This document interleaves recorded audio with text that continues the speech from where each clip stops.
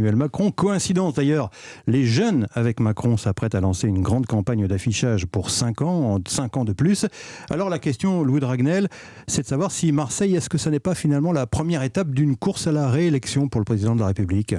Eh bien, officieusement, oui. 3 jours de déplacement dans une ville de métropole, il ne l'a jamais fait. Avec de vrais sujets de présidentiel, sécurité, éducation, économie, logement, une manière de répondre aux attaques de la droite, mais aussi de faire face à son bilan et de se projeter. Et puis, officiellement, il n'est pas vraiment en campagne. D'ailleurs, Emmanuel Macron se lancera le plus tard possible. À ce stade, il se fiche totalement de savoir qui sera son directeur de campagne, qui fait partie de l'organigramme. Il a horreur de ça.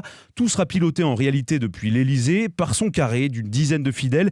Et puis, il le sait, le jour où il descend dans l'arène de la campagne, il n'est plus tout à fait président. Il se transforme en président et candidat, ce qui le place immédiatement à portée de baffe de ses concurrents. En tout cas, ce que je peux vous dire, Emmanuel Macron boit du petit lait quand il observe ce qui se passe à droite et à gauche, avec des primaires compliquées. Il a d'ailleurs tout fait pour ne jamais être confronté à ce problème, en ne donnant aucun poids ni aucune structure véritable à son parti, La République En Marche.